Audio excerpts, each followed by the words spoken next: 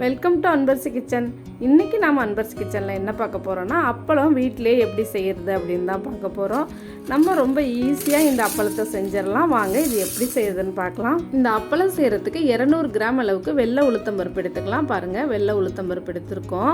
இந்த உளுத்தம்பருப்பை அப்படியே எடுத்துகிட்டு போயிட்டு வெயிலில் ஒரு 2 மணி நேரங்கிட்ட நல்லா காய வச்சிடலாம். நல்லா காஞ்சிடுச்சு. இப்போ எடுத்துகிட்டு வந்து இதை ஒரு மிக்ஸி ஜாரில் சேர்த்து நம்ம அரைச்சி எடுத்துகிட்டு வந்துடலாம். பாருங்கள், மிக்ஸி ஜாரில் சேர்த்துட்டோம். இப்போ போய் இதை அரைச்சி எடுத்துகிட்டு வர போகிறோம். பார்த்திங்கன்னா நல்லா அரைச்சி எடுத்துகிட்டு வந்திருக்கோம் பவுடராக. இதை ஒரு சல்லடையில் சேர்த்து நம்ம சலிச்சுக்கலாம். சலிச்சதுக்கு அப்புறம் திப்பிலாம் வந்துச்சுன்னா மறுபடியும் ஒரு முறை அதை நல்லா அரைச்சி சலிச்சு எடுத்துக்கலாம். பாருங்கள், நம்ம நல்லா சலிச்சு எடுத்துட்டோம்.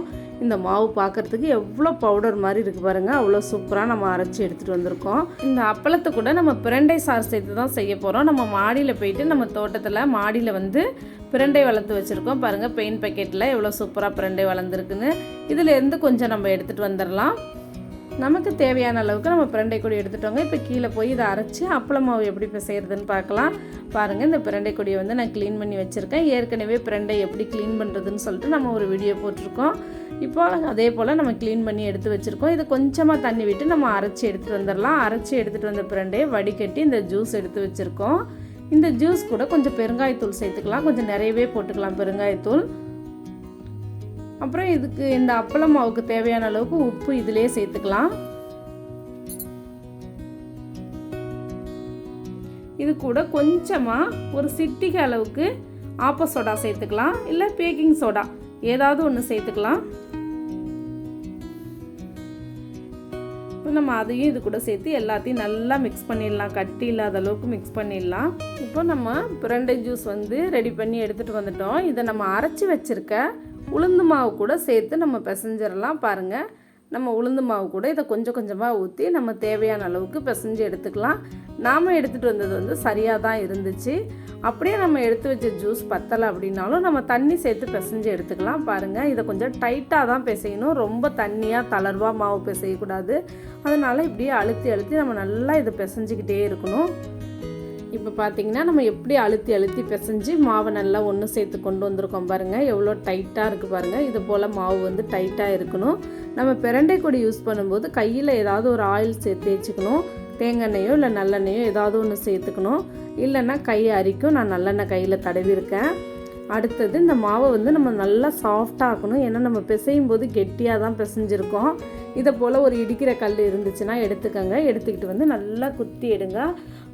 அந்த காலத்துல எல்லாம் வந்து உரலில் போட்டு நல்லா இடிச்சிருவாங்க. இப்போ நம்ம உரல் தேடிக்கிட்டு போக முடியாது.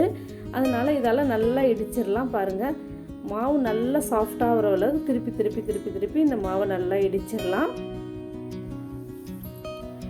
இப்போ மாவு நல்லா சாஃப்டாக ஆகிடுச்சு. இப்போ அப்பளம் தேய்க்கிற அளவுக்கு வந்துருச்சு.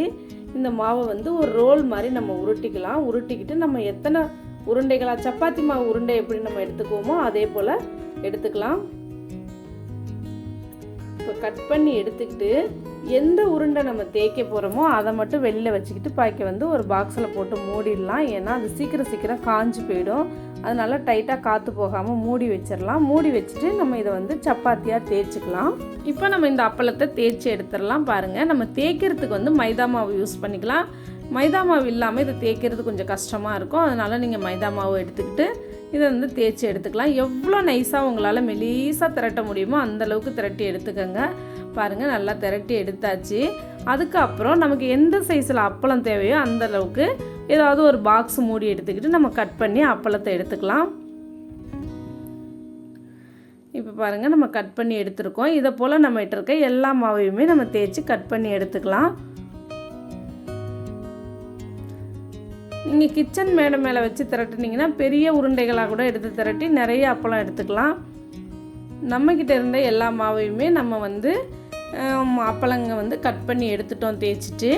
இப்போ பார்த்திங்கன்னா நம்ம எல்லா மாவுமே நல்லா தேய்ச்சி எடுத்துட்டோம். எவ்வளோ அப்பளம் வந்திருக்கு பாருங்கள். இந்த 3 பிளேட்டு ஃபுல்லாக வந்திருக்கு. எப்படினாலும் ஒரு 40 கிட்ட அந்த அப்பளம் வந்திருக்கும். இந்த அப்பளத்தை ஒரு 1 மணி நேரம் நம்ம வெயிலில் போட்டு எடுத்துடலாம். இல்லைன்னா ஒரு நைட்டில் செஞ்சிங்க அப்படின்னா நைட்டு ஃபுல்லாக நம்ம ஃபேனுக்கு கீழே போட்டு விட்டாலே போதும்.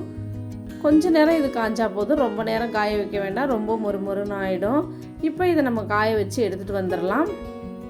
இந்த அப்பளம் எல்லாம் நம்ம காய வச்சு எடுத்துகிட்டு வந்துட்டோம் பாருங்கள். எவ்வளோ சூப்பராக அப்பளம் ரெடியாக இருக்குது பாருங்கள். கடையில் கிடைக்கிற அதே அப்பளம் போலவே இருக்குது பாருங்கள். இந்த அப்பளத்தை எப்படி பொரியுதுன்னு சொல்லிவிட்டு நான் உங்களுக்கு பொரித்து காமிக்கிறேன். இந்த அப்பளத்துக்கு பிரண்டை கொடி சேர்த்தே ஆகணும் அப்படின்லாம் அவசியம் கிடையாதுங்க. இப்போல்லாம் அதிகமாக யாரும் பிரண்டை கொடியெல்லாம் சேர்க்குறதில்ல. அதுக்கு பதில் 1 டீஸ்பூன் அளவுக்கு பேக்கிங் சோடா சேர்த்துக்கலாம். நிறைய சோடா சேர்த்தோம்னா நமக்கு நல்லா அப்பளம் பொரிஞ்சு வரும். பிரண்டை கொடி இருந்துச்சுன்னா அதிகமாக சோடா சேர்க்க வேண்டியதில்லை. பிரண்டை கொடியும் நிறைய சேர்த்துடக்கூடாது, ஏன்னா அரிக்கும். ஓரளவுக்கு நமக்கு தேவையான அளவு தான் சேர்த்துக்கணும். இப்போ பாருங்கள், இந்த அப்பளத்தை நான் பொரித்து காட்டுறேன். எவ்வளோ சூப்பராக பொரிஞ்சிருக்கு பாருங்கள். இந்த அப்பளம் நம்ம மாவு பிசைகிறதுல தான் இருக்குது. எந்த அளவுக்கு சாஃப்டாக நம்ம மாவு பிசைகிறோமோ அந்தளவுக்கு அப்பளம் நல்லா மொறுமொறுன்னு சூப்பராக பொரிஞ்சு வரும். நம்ம சரியாக பிசையல அப்படின்னா கொஞ்சம் ஹார்டாக இருக்கா மாதிரியே இருக்கும். அப்பளம் பொரியும், ஆனால் போட்டால் அப்படியே இருக்கிற மாதிரி இருக்கும். பெரிய சைஸ்க்கு வராது. அதனால் மாவு நல்லா பிசையணுங்க. இந்த பதிவு உங்களுக்கு பிடிச்சிருந்தா லைக் பண்ணுங்கள், ஷேர் பண்ணுங்கள். நன்றி, வணக்கம்.